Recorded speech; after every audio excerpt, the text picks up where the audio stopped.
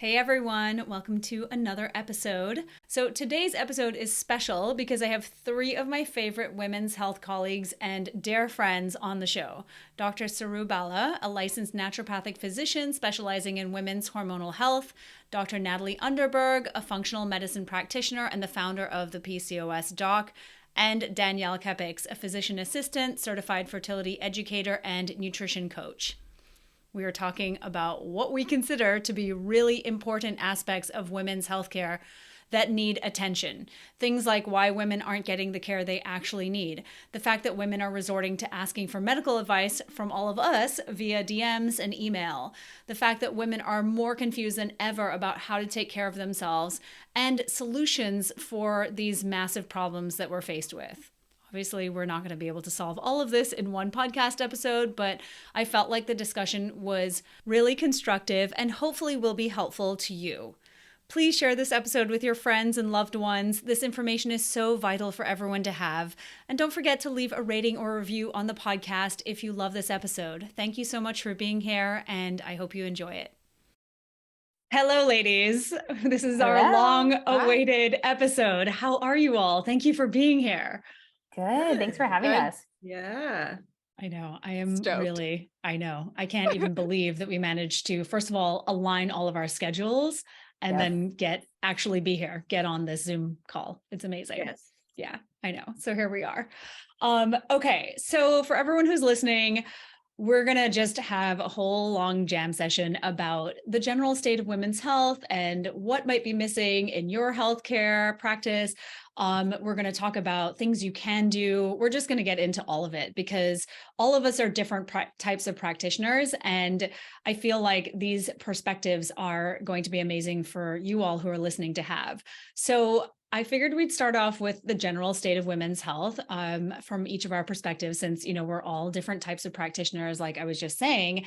And Danielle, why don't we start with you? Because I feel like you work in allopathic medicine, you're a physician assistant, so you're immersed in this environment. Like, what do you see are some of the biggest issues that you're dealing with in that setting? Oh, I mean, as a whole, so yes, my name's Danielle. I'm an allopathic physician assistant at this time. I'm also venturing out and starting my own business. So trying to get out of that scene because of a lot of the things that I know that we're going to be talking about here. And I think to put a blanket statement on it, I would say that women's health in general is underserved. I have women coming to me who are misdiagnosed, mistreated. There's no workup for diagnoses like endometriosis and PCOS are the two big ones and the two most common. And I see these women who come to me and I really started asking the question of like, how did you acquire that diagnosis? Like, right. So what was done? What type of workup was done? They're like, oh, well, I just had irregular periods. So my doctor told me I had PCOS. And I'm like, there are so many things that can cause this. Like, I'm like, was there blood work done? Was there an ultrasound? I keep trying to like dig a little bit deeper to try to, give these practitioners the benefit of the doubt. But I continually spend a lot of time correcting a lot of gynecologists' work. And I'll spend a lot of time educating women about like, hey, like, this is kind of what's going on. This is some of the things that could be like, do you have celiac disease? Do you have a full thyroid panel? Do you have a bleeding disorder? Are you eating enough food, right? Like that question never gets asked to women, like, because women are always so focused on weight loss, right? So like, are you eating enough? Like, do you have hypothalamic amenorrhea? And so I see a lot of missing workup and misdiagnoses and just women who are really emotionally and physically devastated from either not having a correct diagnosis, not having a diagnosis at all, or thinking that their fertility is crushed at the age of 22 or 16 when they want to have babies in their future, or if you don't want to have babies. But yeah, I see that's a lot of what I see. Yeah, no, I completely agree. And I think we could all say the same thing. And so, Natalie, you had mentioned online recently that you've really gotten to the point where you rarely, if ever, suggest women go to their primary care doctor when they reach out to you online and share with you the issues that they're dealing with. And so I imagine that is basically because of what Danielle is saying. Is there anything else that you have come up against? Yeah. I mean, it's just generally disappointment after disappointment. Like I got to the point where I was like, I no longer want to throw these women into the lion's den because when they're going in there, they are coming back traumatized. Like they're coming back to me, and I've now referred them, because obviously we have to do that, right? Like go ask your PCP or whatever it may be. And then they come back to me and they're like, so I did what you told me to do. And they basically just gaslit me the whole time. And, they told me that all my labs are normal, and then they refused to order further testing. And it's just like this whole thing. And I'm like, okay, I'm no longer going to do that to women. Like obviously that's always an option and they can do that. But I always just advise them, I'm like, get a second opinion, get a third opinion, seek alternative care, like create a team for yourself. And sometimes that does mean paying out of pocket, So especially in the populations that I see the most, which is like Danielle mentioned this, PCOS, endometriosis, infertility clients, it's just generally misunderstood and underserved overall in those patient populations in general, which is so sad because it doesn't have to be that way. And there's so many of us who do have such a good understanding of those conditions. And it's just sad that women are just being tossed around from doctor to doctor, because really none of them know what they're doing. So they're just sending them, it's like a ping pong match back and forth. They're like, well, I don't know what's going on. Go to your rheumatologist. I don't know what you're going on. Go to your endocrinologist. And then Danielle has seen this, I know, where like nobody's communicating. No one knows what's going on. They're all on different medications. And it's just this big mess. That is such a good point. It is so, so true. And speaking of traumatic experience, I feel like it is for all of these women, but it's also for us, because some of the stories that we hear are so crazy and we hear them on a daily basis. I was saying this to Hayden the other day. I feel like I'm traumatized by what I see women go through. And it feels as though a lot of the time things are just being made up as they go. I mean, I had a woman tell me on Instagram recently that she has 2 IUDs inserted right now to treat endometriosis. And that's all she's been offered. And I'm just like, wait, what? And she says, the pain is getting worse. Everything is getting worse. And that's just one of thousands, right? And Saru, I see your face. I'm curious what your thoughts are on this, because I know that you have a really large following on TikTok, and I imagine you hear lots of these kinds of stories too. Yeah, it's just so frustrating. Like Natalie and Danielle both said, that like you just get passed around in the system and you're not getting answers. You're frustrated. You're feeling hopeless. Your doctors aren't really giving you any, not only are they not giving you the answers you're looking for, they're not even giving you like the direction that you're looking for. A lot of these women that find me, they're like, well, I never wanted to be on birth control. I never wanted the IUD. I never wanted these therapies in the first place, but I keep getting pushed into these therapies. And so it's just really frustrating. And then, they come to me and I tell them things, and then they go back to their doctor and their doctor's like, that's not a good option, or like, that's not real. And so then you get this huge gap and this divide between your allopathic provider and then your integrative provider. And they're just like, well, what do I do? And then they feel even more confused. And so I think personally, like if we can just bridge that gap and like have everyone, I'm not great at the allopathic stuff. That's not my forte. And that's not what I choose to do. And that's not what I can do. And so there is a time and a place for that. And I think if we can just kind of bridge the gap where they're doing what they do, we're doing what we do, and we can kind of work together so that the patient gets the best outcome, that would be the most ideal situation for everyone. Then people aren't feeling like they're having to pay so much money for 1,000 different providers that aren't talking to each other and aren't giving them the best care that they can get. They're not going to feel bounced around in the system. They're not going to feel as lost. We'll have more of like a unity and more of like a cohesiveness to their plan and their care. It totally makes sense. And, I was thinking about this when I was preparing for this, because what's interesting to me about all of this is that this is not exclusive to the US, right? It's worldwide. We hear about it from women from the US to the UK to Europe to Australia to Central and South America. I mean, the Caribbean, where I'm from, I hear the same stories as well from countless friends and women I know, and many countries across Africa, India, everywhere, basically everywhere. And I feel like the experiences, generally speaking, across the board are almost identical. So the real problem to me is a takeover by Big Pharma and a movement away from practicing actual medicine, where you're sussing out root causes and presenting solutions to the patient that's actually going to make them better.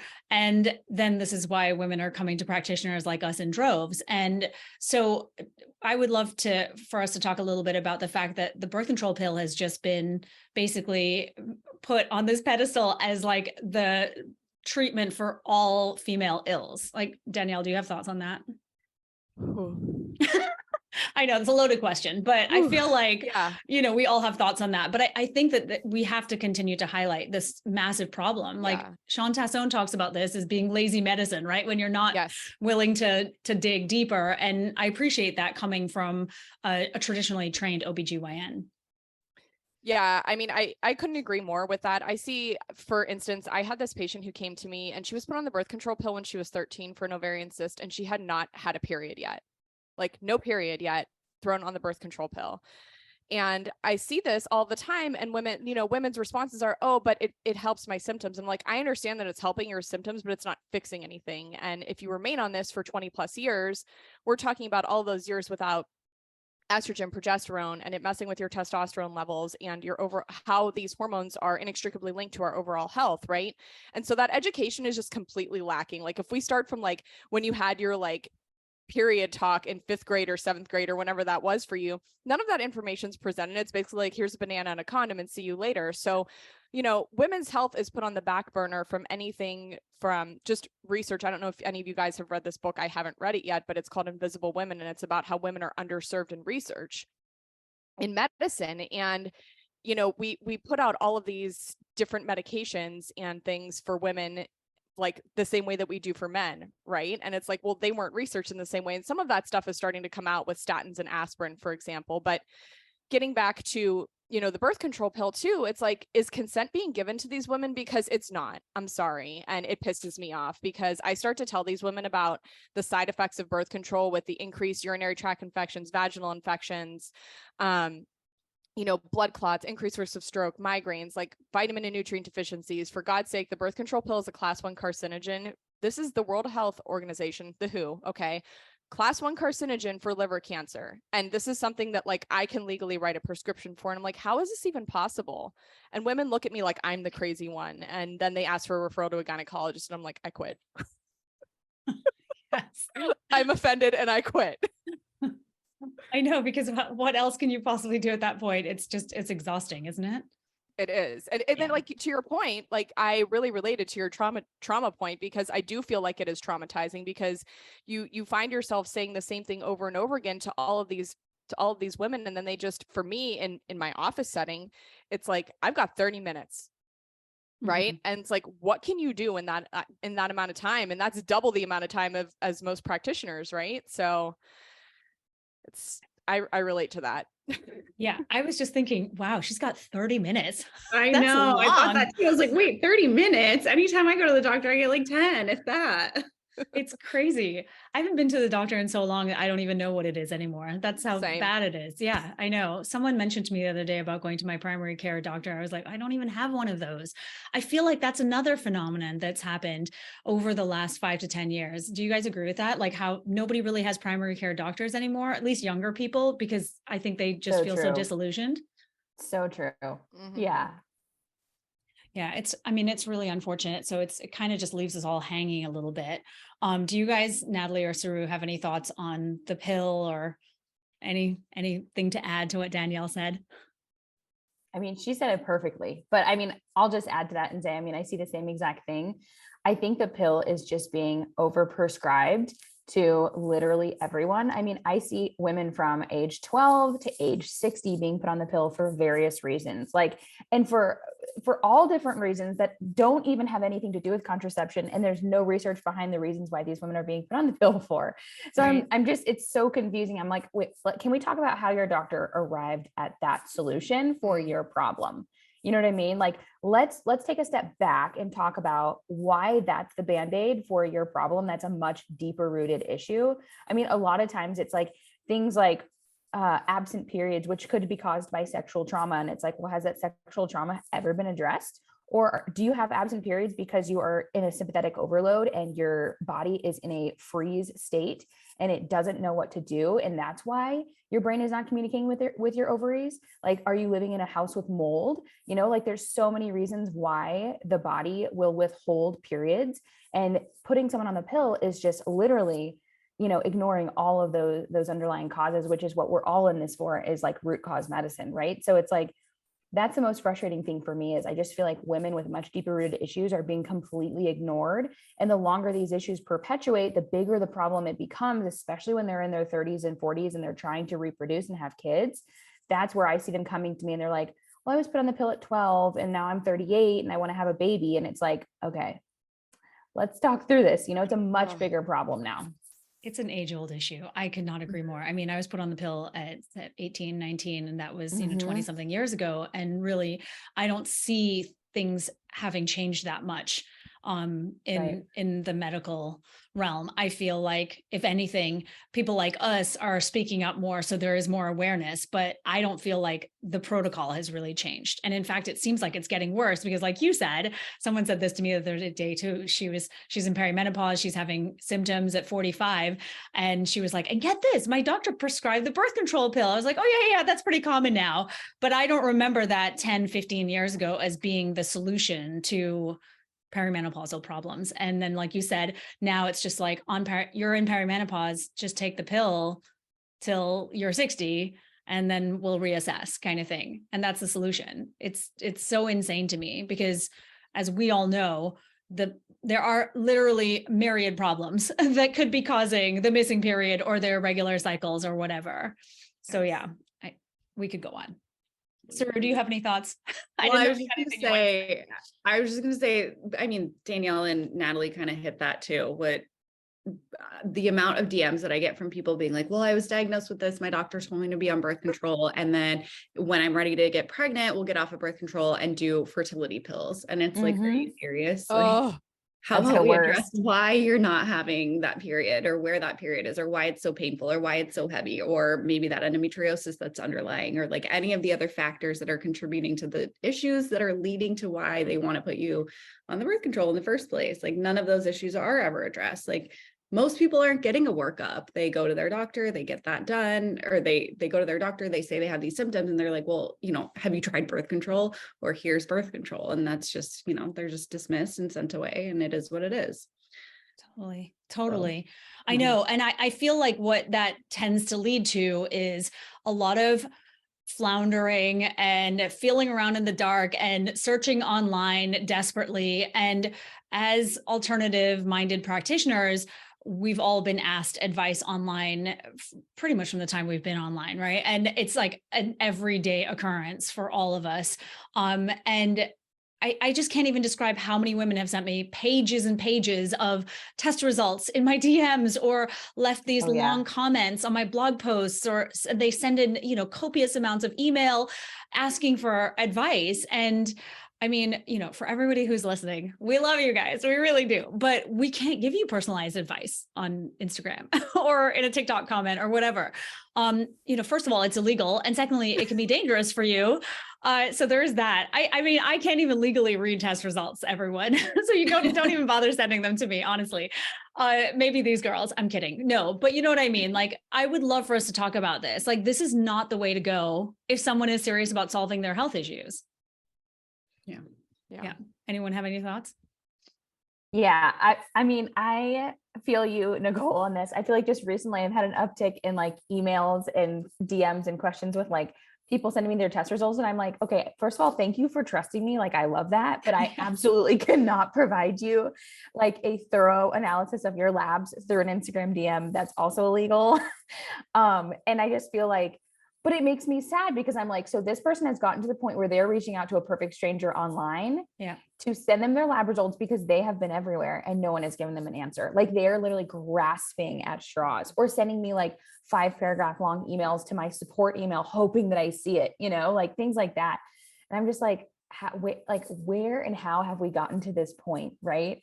But also it's like, for the people doing that, it's like, I totally understand where you're coming from, but also like a lot of us now are working in the virtual space, and a lot of us are, running hybrid practices and things like that. And, I do feel like there is somewhat of like a lack of respect for those of us who do have, a presence online. It's like, would you send your medical doctor or your PCP an email at 11 o'clock at night, kind of demanding answers? Probably not. So I do feel like a lot of us in integrative setting are kind of getting, in a way, taken advantage of. I don't want to say that, I don't want to be dramatic, but it is like, because pushing boundaries. Yeah. Like pushing we no boundaries. longer have the same respected boundaries that I think the traditional medical model has, which is sad because we're the ones providing like the quality care. So it's like, it's a love-hate relationship, you know, with all of that and being one of those providers, like all of us who are caring and we want to help people, but it is tough because like the amount of questions we do get can be overwhelming. Yeah, it's beyond overwhelming. Yeah. Yeah, I really love that you just said that because it does lead to this level of feeling burnt out. At least it has for me.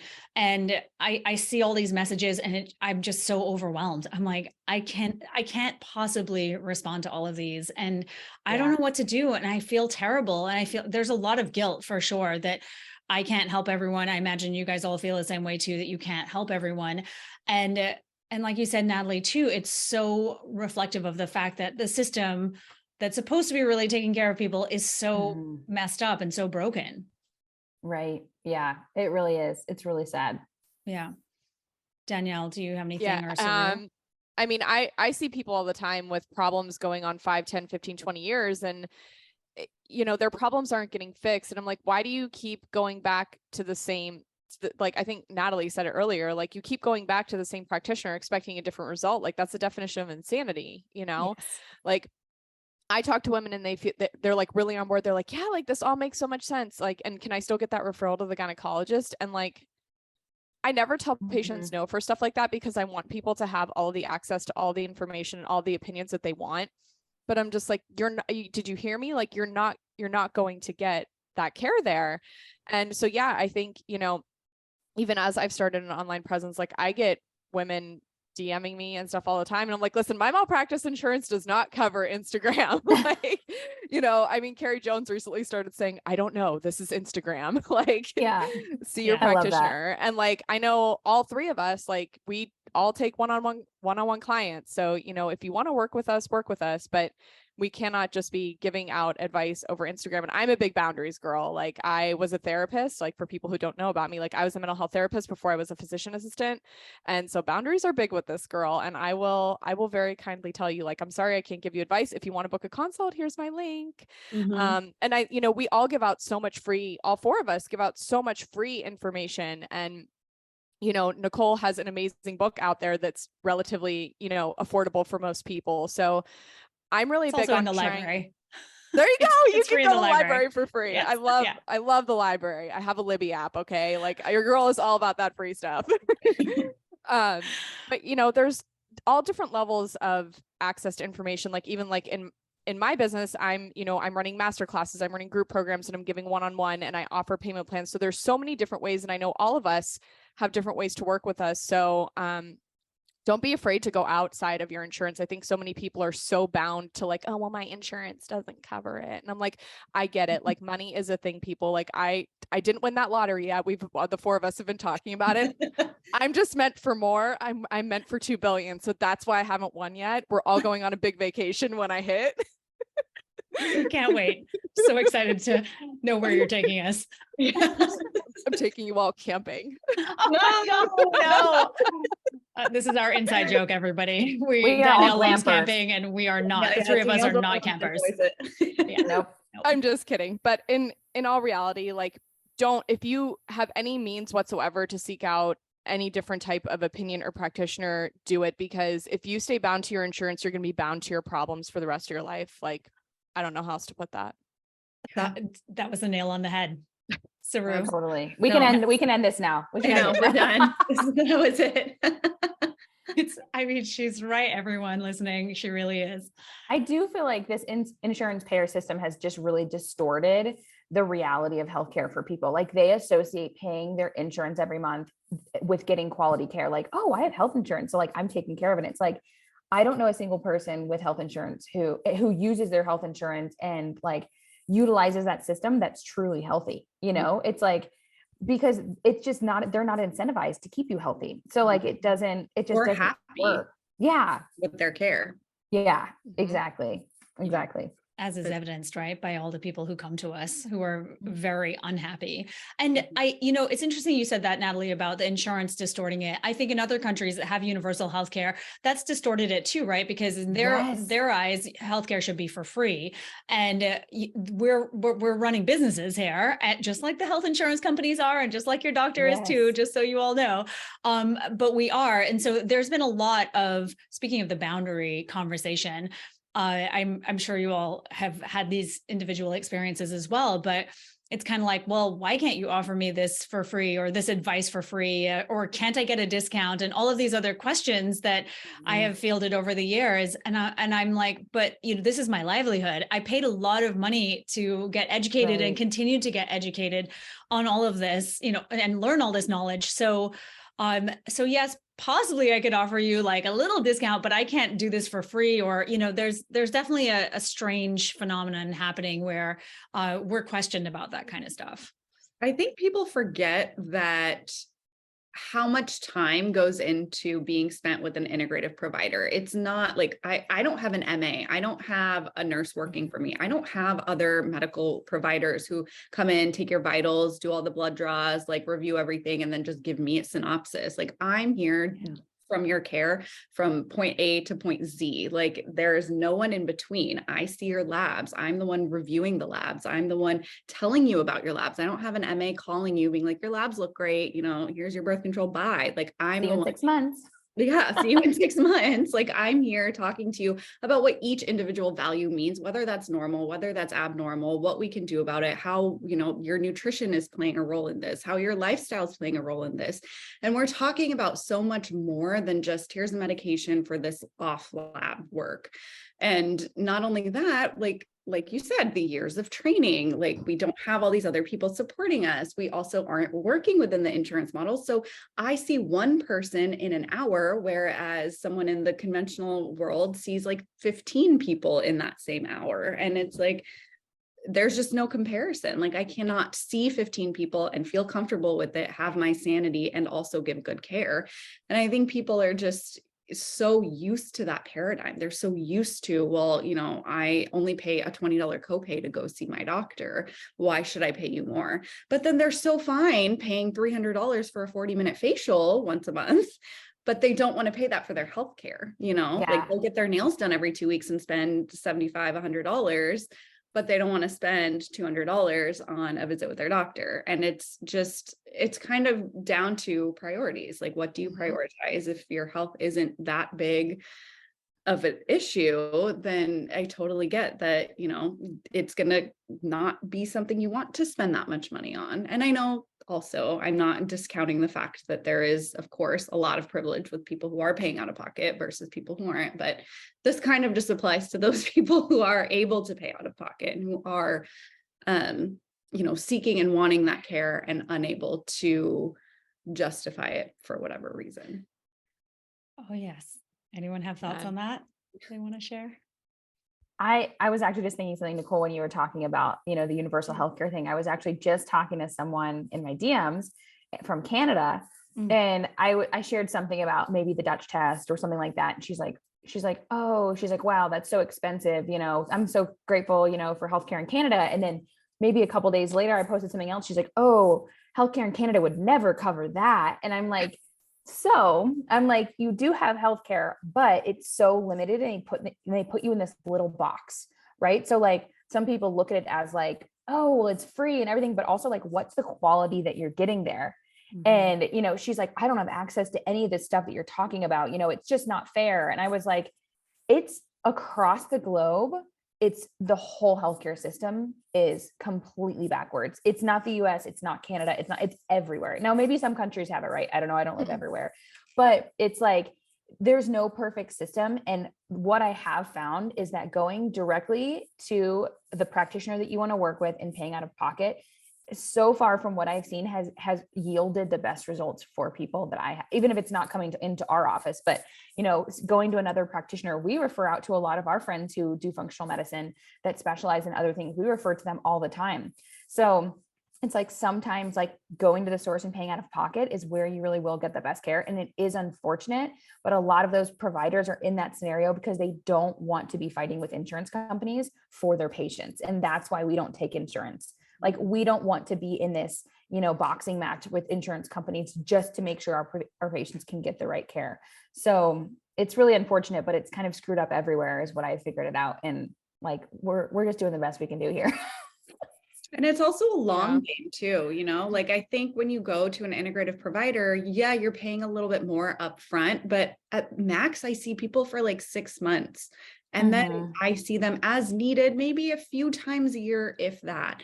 And so, how often do you go to your OB/GYN? How often do you go to your endocrinologist just hoping for a new answer, hoping for something different, and then feeling like you're not getting anything and it's been 5 years and you're still not pregnant? And so how much money does that save? Like, amen. Right. How much money does someone save seeing you? Right. Versus the long-term health problems that they will have, not will, but could have 10, 20, 30 years down the line. Yeah. I see this a lot with my fertility clients who have gone through multiple rounds of IVF, and they're seeing me right before they're about to start their 4th or 5th round. And I've had someone say to me before, these supplements are really expensive. And I'm like, how much is an IUI?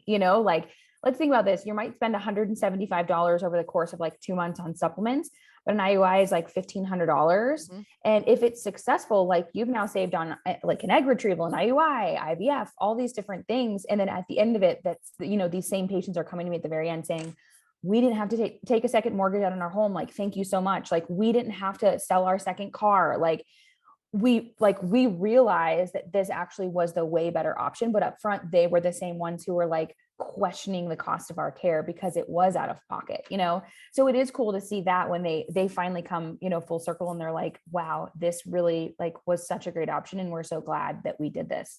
So that is cool to see both sides where people realize, where they're getting the good care. Yes. Yeah. I mean, that's like, I've heard this before. It's a similar sentiment to what you described, Natalie. Nicole's services are, worth their weight in gold type of thing. And I know that the same thing about all of you as well, because I've heard from, people who've worked with all of you, and you've shared your testimonials with me as well. And it is one of those things. It's very much a reframe, right? Like has to be a big mindset shift that happens for so many people to think that this is actually worth it. And I think that brings up a bigger societal problem, which is that women don't really prioritize themselves, right? We're last on the list. And so our job is to get them to prioritize themselves, to see why prioritizing themselves is so critically important, not only for now, not only for them, but for their families as well, for the long term as well. So yeah, do you have thoughts on that, any of you? Because I feel like that's something that I think is so challenging. Yeah. As the only former therapist in the room, hello, it's me. Getting people to do things for themselves and care for themselves is absolutely the hardest part of my job, hands down. Like getting people to see that like they are worth it and that they're not being selfish, right? So like there's this whole subliminal messaging sent to women, especially, that like, oh, you're selfish if you're doing X, Y, or Z, or you're taking away time from your family to go to the gym. And it's like, do we say that shit to men? Like, we don't. It's the same thing. Like we don't chemically castrate men either. It's the same thing, only in a different, in a different situation. Or like the mom shaming. Yes. You're a bad mom because you're like taking care of yourself. Yeah. Yeah. Between that, and it's like, I hate, I've said this a number of times, like I hate the saying like, oh, you can't pour into others with an empty cup. And it's like, well, what about pouring into yourself? Like, why do you have to be pouring into anything else? I get very heated about this because I just think it's so important for people to do the things that they need to do to take care of them, whatever that looks like for you. And there's just, it's the societal messaging that's put against women to be able to do that is so strong, and it enrages me. So here's your permission to go take care of yourself. And say no. Yes. Amen. I agree. I saw this meme about November, and it was like, I'm just going to start saying no to things in November. I love that. Start with 1 month out of the year, Saru. Literally. right? It's baby Oh my steps. gosh.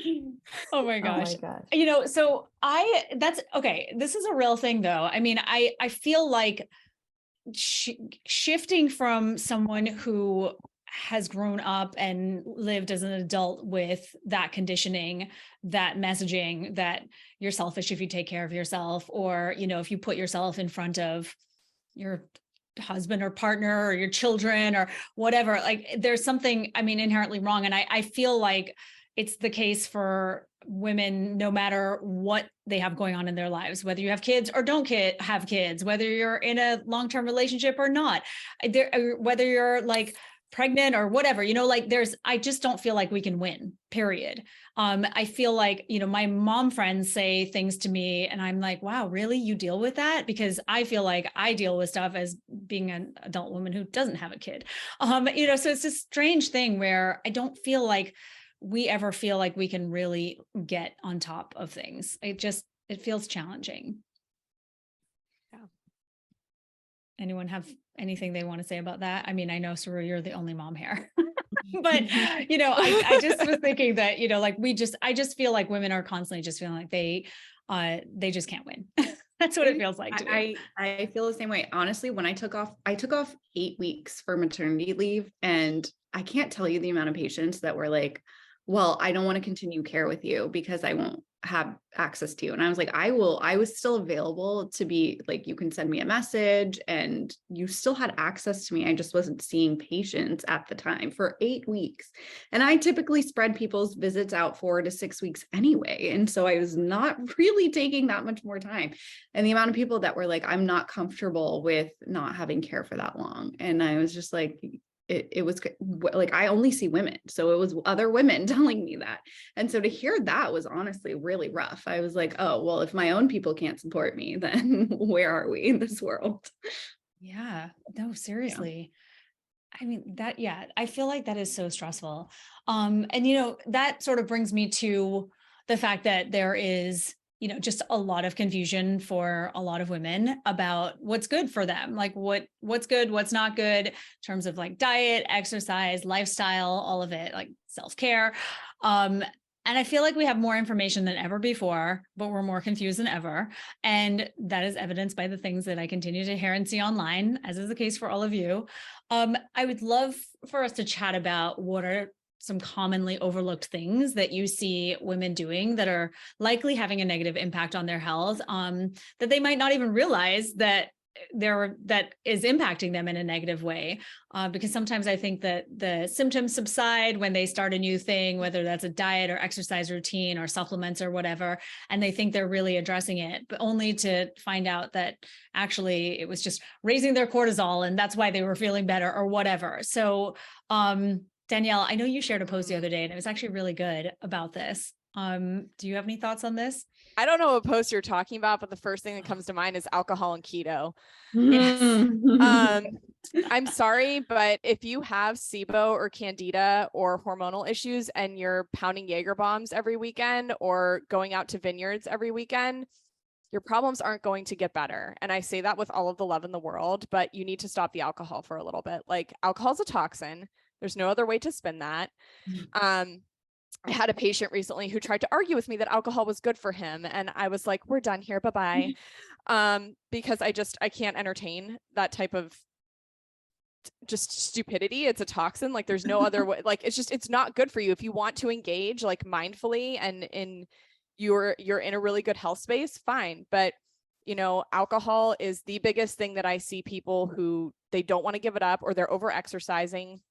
I was a personal trainer and I'm also a certified nutrition coach. So I have a lot of information regarding all of this, because I see people pounding their body in the CrossFit gym constantly, and they're doing intermittent fasting and keto and all this bullshit that's screwing up their kisspeptinergic system, and you know, probably the reason for their irregular cycles in the beginning. And so if you are, please, for the love of God, if you're a cycling woman, if you are premenopausal, please don't do keto. Please don't do intermittent fasting. It is probably the worst thing that you can do for your cycle health. So keto and alcohol, those are my two that I can go off on for a while.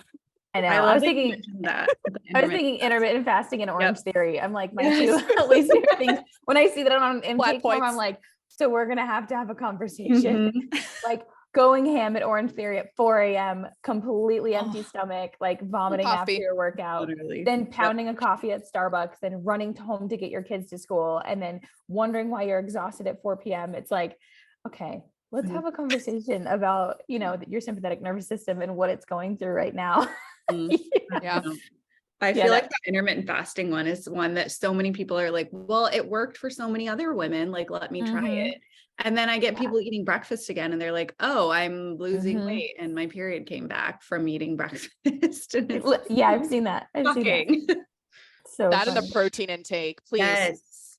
Public service announcement. Protein does not hurt your kidneys. Oh my God, please. Yes. PSA. I had a patient tell me that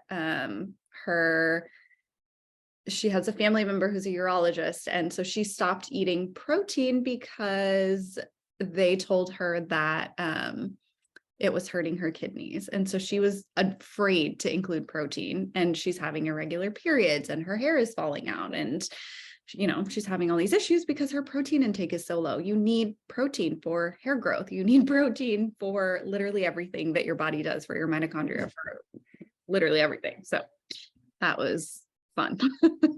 Yeah, there's a war on protein. I feel like that's a whole other episode. But it's like the war on animal protein. Yeah, I have to eat animal protein, but you do need protein. Right. Yeah. I mean, I might. Yeah. I don't know. I feel. No, I know. I know. I mean, I would prefer to be an animal protein, but like, for the vegans, like, I'm not even saying that, but like, it's right. Whole, like you said, it's a whole other topic. I know. I mean, we could go on. The protein thing is so challenging. I agree. And it's again, like the other sort of messaging that we get about dieting or just like keeping your caloric intake and eating within a certain window, like you all said. Okay. So everyone who's listening, by the way, all three of these people also said this thing about intermittent fasting, just so you all know. And I think about it so often because almost every time someone's come to me and they're doing this, particularly in their 20s and 30s, it causes problems. And mostly it's because they're just waiting too long to eat. And then I hear women in their 40s saying that it's been really helpful for them. And so I think that, it's so individualized. I think that's the problem too, right? Is that we see these things online and we see that this worked magic for someone else. We don't even know this person. We know nothing about them, but we're like, oh, let's try it. Sounds like a good idea. There's so much for nutrition. So you can't just blindly be like, I'm going to stop eating breakfast, like an entire meal. And so many wrong ways that you can do it too, which I think is what happens with a lot of people with intermittent fasting. And I know Nicole and I have talked about this like in length, but like taking blanket advice from people, random people on social media, like this is like, I think one of the biggest problems in women's health right now. Like I have so many people who come into me and they like have all these just very like strict dietary plans and whatever it may be, whatever strategies they're doing, supplements that they're on. And I'm like, okay, like what provider had you on those?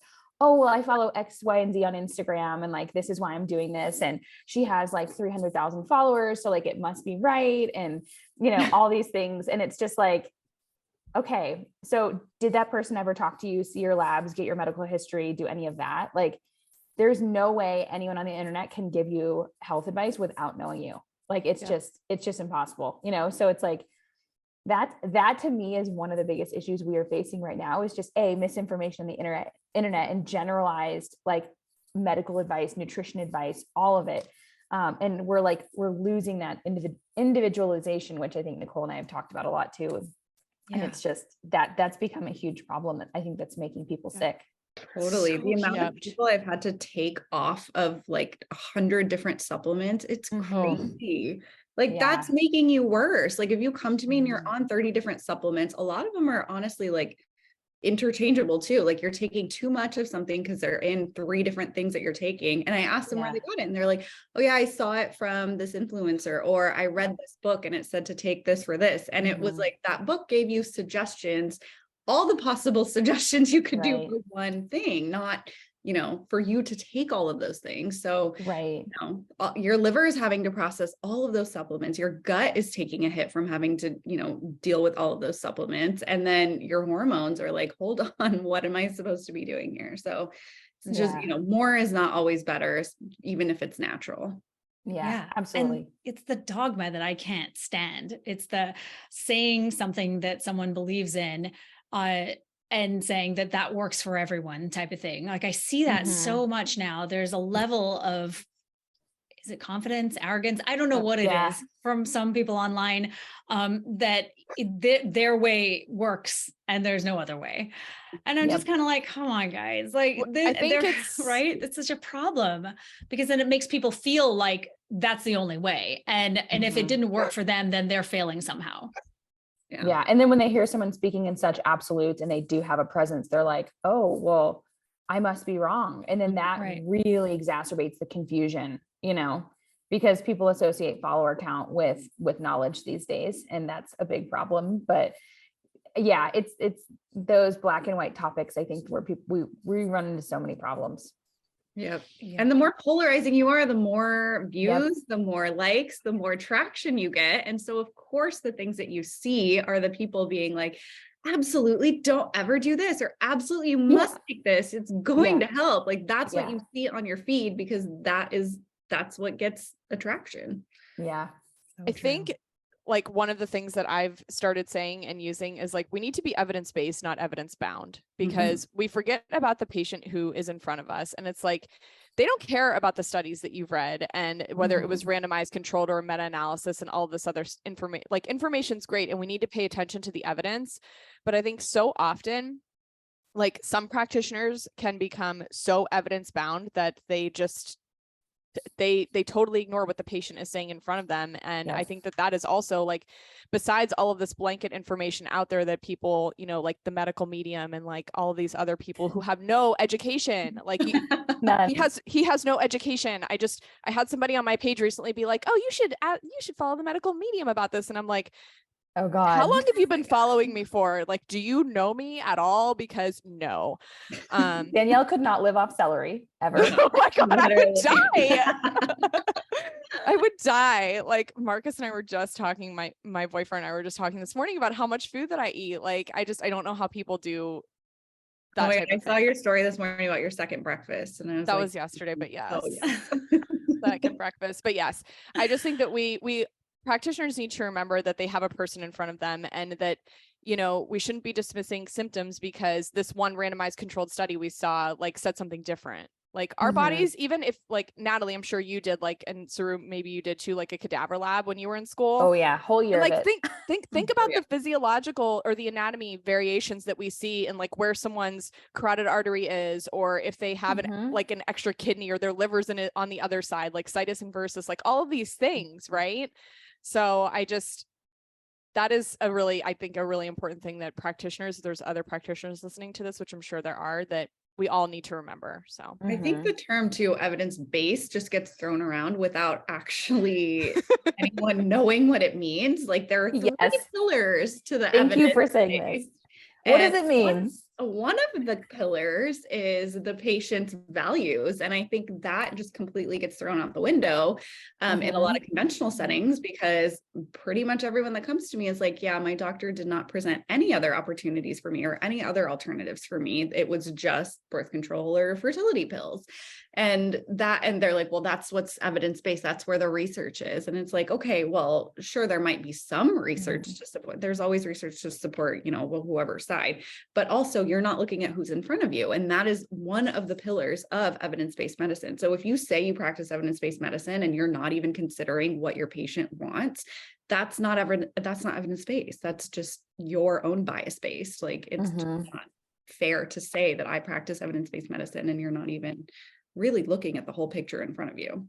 Right. Oh my God, I love this so much. And we're almost out of time, but I want to talk about this because I feel like women are, taken out of their own experience, right? Their individual issues are not taken into consideration at all when coming up with a diagnosis and a treatment protocol. So what you're saying is so spot on. And, this brings me to just like what happens. Well, first of all, I will say that what I find is that I hear from women saying that they can't find someone to work with because they can't find someone in their area. And I feel like laws, particularly in the US, have changed dramatically around things like telemedicine since the pandemic. So it's almost 3 years now. So, oftentimes women are saying like, I just can't find a doctor close to me and I just have no idea what to do. Do you guys want to talk about that a little bit? Because I feel like we need to know that there are options, no matter where you're located, actually. Right here, Yeah. all of us. Yeah, absolutely. I have people reach out to me all the time. Can you help me find someone like you in my area? And I'm like, okay. I'm like, let's talk about this. I'm like, so I have one of the only practices in the US that specializes in PCOS specifically. I'm like, I don't think there's going to be a practice exactly like mine and someone exactly like me in small town Vermont where you live. So like, I don't think that's going to happen. Here's a resource where you can look at practitioners in your area, but it's like, start to think outside of the box of maybe not like fitting in your traditional idea of what healthcare looks like and going to an office and seeing a doctor in a white coat and having an MA take your blood pressure when you first walk in. Like there is a different kind of healthcare that is being offered now, especially since the pandemic. Like that just drastically changed how our practice was set up. And like, honestly, I think that our patients are happier now. Like they're not having to get childcare for every single visit. Like I let my patients have their babies in with them. Like we talk, via Zoom or whatever it may be. It's easier. It's less stressful. They're not sitting in traffic before our visit. So they're not all stressed out. And it's like, this actually like can provide better care in some situations, especially when it doesn't require a hands-on visit. Mm-hmm. Amen to that. Yeah. And Anyone then you else? can really get picky about who you want because there's so many people. I'm sure lots of people follow so many different, practitioners online and they want to work with them. And now you have the opportunity to do that. And it's from, like Natalie said, the comfort of your own home with your kids around. Not to mention the testing, right? The cup of tea. Exactly. A cup of tea and your baby, but not to mention the testing, I just had testing done. I know we've all been talking about this in our text group about all of us doing testing at the same time, because this is what we do, because we're total nerds. Accountability. Yes, that too. I know, right? Exactly. And so we're all doing testing. I just did SIBO testing and H. pylori, and I did a GI map, and I did a thyroid panel through Vibrant America Labs. And so it's incredible what has changed just in the last 3 to 5 years in terms of like availability of testing. I had a phlebotomist come and sit at my dining table and take my blood. Like, are you kidding me? That just that did not happen. And I recognize that is not happening in a lot of countries. We're quite lucky here in the US. I feel like everyone's very solutions oriented, especially because there's money involved. So I get it. But that just was unheard of. And so I feel like that's a whole other paradigm that people need to be opened up to as well. That all the testing. I mean, I literally sat here with all these tubes and I breathed into them for the SIBO test. I mean, like you would have had to spend 3 hours in a doctor's office not that long ago. And now I sat here at my desk and did that while I worked in between. It's because it's not super expensive to have a mobile phlebotomist come out, right? It was $150. Okay, so that's actually more than double what it is at ours, $60. Oh, yeah. I've heard like $30-$40 sometimes for a mobile phlebotomist. So okay, well, I live in the country in the middle of nowhere, so that could be part of the problem. It depends on your region. Yeah, I know. It can be very inexpensive. So if you do have a bunch of kids and you can't leave and you can't go to a lab, like that has actually saved people money on babysitters and things like that. So if you think about it, like that, taking time off work, right? Yeah, or they'll come to your office. They will come to your office and draw your labs. Like they'll come anywhere you are. So, I mean, that's just one example, but sorry. I have clients too, who like, I use Rupa Health for like all of my testing and stuff. And they have been so great. Not this like a public plug for Rupa, but they've been really great with working with people about like where to find places to go to, or if they're coming to their house. And I think the phlebotomy fee was like $15 to $50 or something like that. So wait, I didn't know Rupa did that. Oh, they worked with people to like find like where they could go, or if they need to have somebody come to their place. I do know their customer service is really great. Really good. This is an unofficial plug for Rupa. I know. Sure. Sorry if I'm not so allowed to do happy. it, delete it out. I No, also no, use no, Ruba, it's so- Get them to great. sponsor you, Nicole. No, we want, I know, right? I should talk to them. I'll call Carrie. Right. But I really want to talk about all these different options for people so that they know, because at the end of the day, the message from all four of us, I mean, we're all completely different in the work that we do, except it's kind of the same.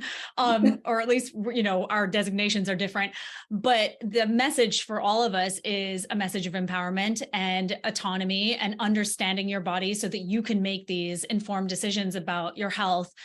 You can make the decisions that feel like the right decisions for you. So, I'm happy to talk about all of these different options and name companies that people can look to do testing and get the care that they need, because that's what this is about. I mean, ultimately. Yeah, it's wild. If I can just say one more thing, like the same blood panel that I would do in a clinic that insurance wouldn't cover, but they would have done in a traditional lab setting.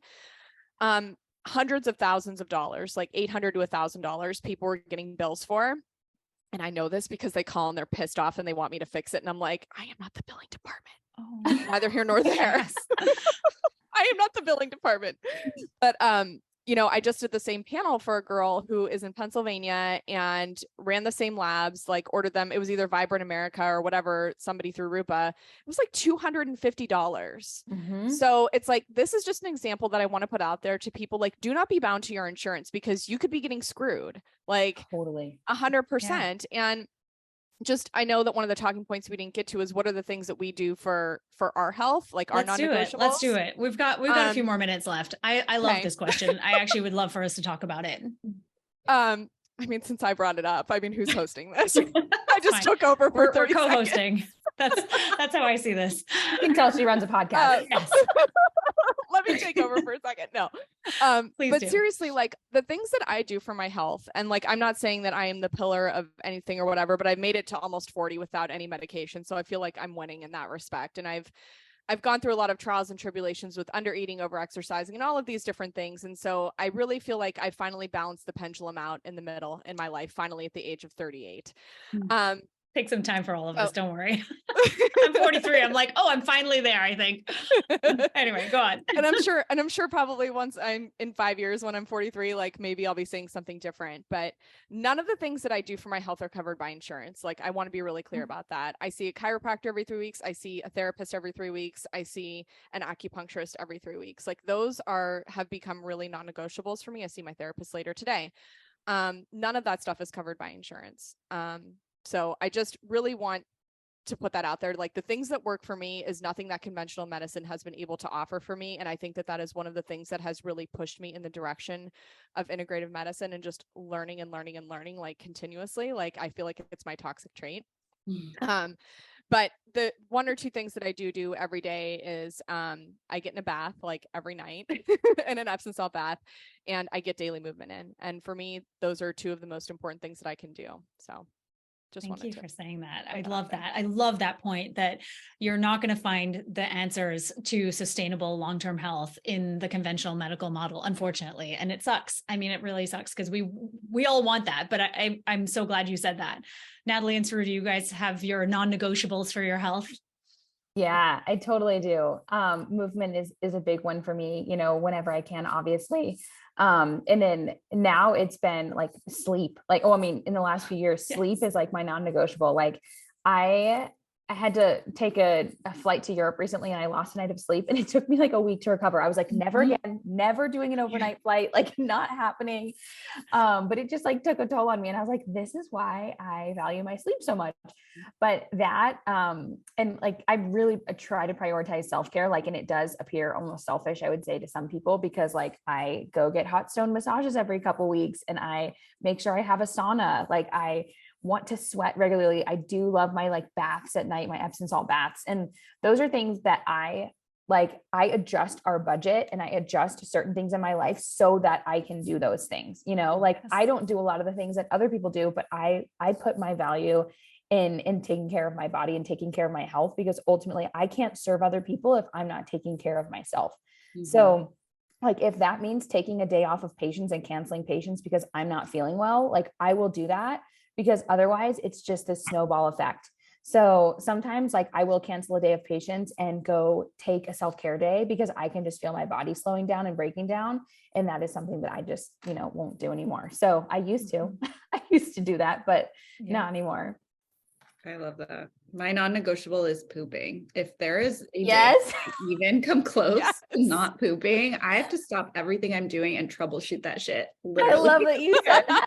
Yes. I cannot go a day without pooping. Amen. So, literally, Same. I cannot. Coffee When enemas I was all day pregnant, long. oh my God, that progesterone just stopping me up. I was Ugh. like, get this out of me, please. Oh The my baby and the gosh. poop, get it out of me. I can't. Get them both out. That Both is so out. funny. Let me I'm deliver dying. at the same time, please. But yeah, so gut health, obviously non-negotiable. And then like Natalie Yeah. said, sleep. We had a friend who's like, oh, it's my birthday. Does 7 p.m. for dinner work? I was like, no, I have to be No. 8:30. So can we do like a 5:30 dinner? Like, All my friends know that if it's after 5:30, oh yeah. they know. Yeah, like I'm so glad that I have a baby as an excuse because I mean, let's be real, like I was going to bed at 8:30 regardless of her. So now I'm just glad that like people don't look at me like I'm crazy. I'm like, oh yeah, so sorry, I have a baby. I'm using that excuse till she's like 30. I need one of those so I can say that. I know. Okay, everyone meet Grandma Saru and Grandma, Natalie yes. and Right. Danielle. I'm right there with you. Yes, sleep is so fascinating to me because no one tells you that sleep is important, right? Like, about this when for babies and for toddlers and for young children, they need this amount of some crazy 12 hours, 14 hours of sleep or whatever it is. And then like, it's sort of forgotten about until you turn 40 or something. Yeah. I know you guys are younger, but I know you're way clued in compared to me because it wasn't until I hit 40 that suddenly sleep became a problem for me. And I was like, oh, wait, I need to deal with this. What is happening right now? So it really is like at the very top of the list. And I agree. The sauna is really amazing. I saved a lot of money to get my sauna. So it's very much about priorities. And again, like recognizing that this isn't going to be available to everyone. And I get it. Like, I think back, and we've all talked about this as well. I think back to being in college and having all these health problems when I was on the pill, like everything. I got mono. I'd never had that before. And then I was just kind of felt chronically ill after that. And I was on the pill and that, was totally messing with me. I had every pill side effect. I scrounged up $60 a week to go see an acupuncturist and I don't even remember how I did it. I think I told you guys, I was selling like tickets, concert tickets on eBay. Buy them, like I would sit there and wait for them to go on sale. And then I would sell them at, whatever, double the price on eBay. So that's kind of how I paid for my acupuncture. So I just feel like sometimes we have to get really creative and sometimes we have to put other things aside. And, there was a point where I was like, okay, I guess I'm not cutting my hair for 6 months or a year. And I just didn't. And because I knew that I needed to take care of my health because without it, so everyone knows, and I think you just don't really realize if you haven't been sick at a young age, without your health, you are nothing. You have nothing. And I think that that is really a potent lesson that I learned in my early 20s. And I feel like all of you have very similar experiences.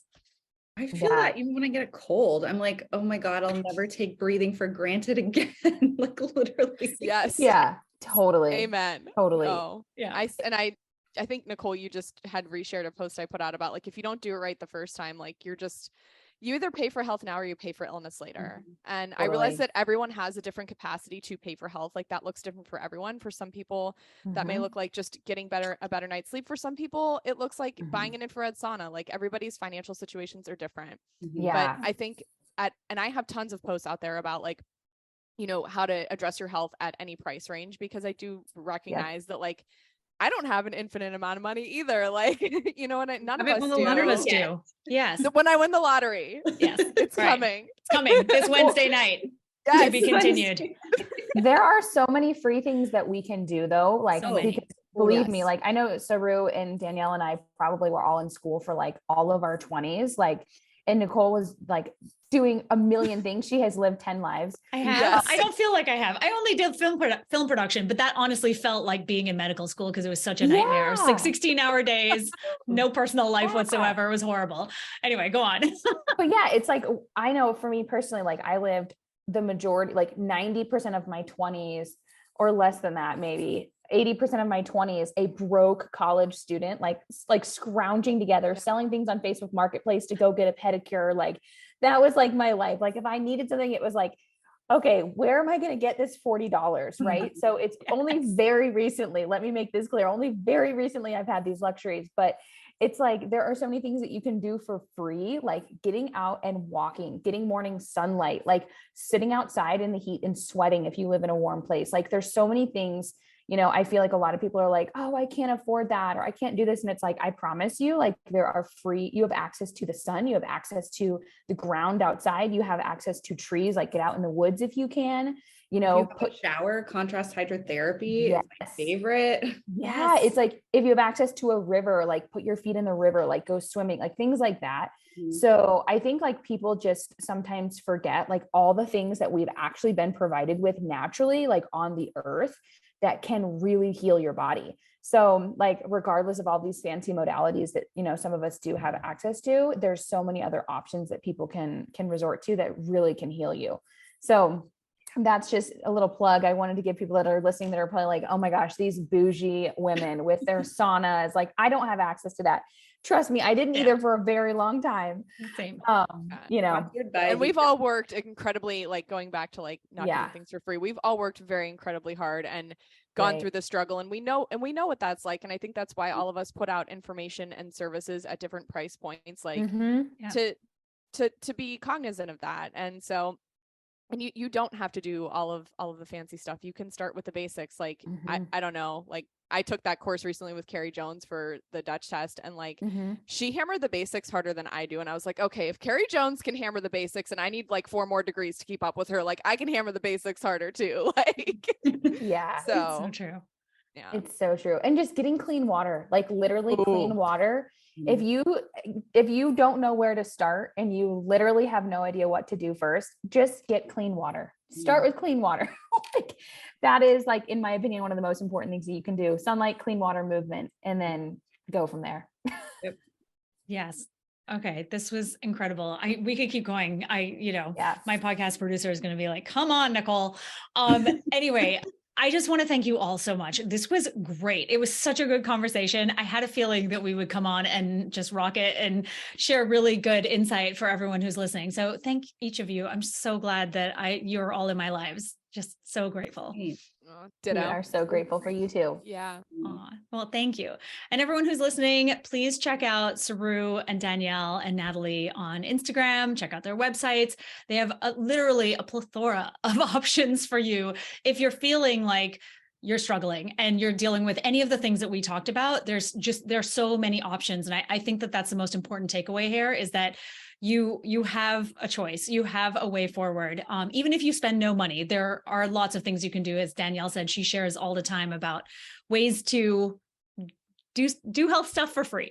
So thank you all again so much. And I will see you on the next episode. That's a wrap. Be sure to click that subscribe button to join me for more Girl Talk Gone Menstrual in upcoming episodes. But in the meantime, check out my latest Period Party episode. And if you're looking for a deeper dive into your hormones, go ahead and take my period quiz at NicoleJardim.com/quiz.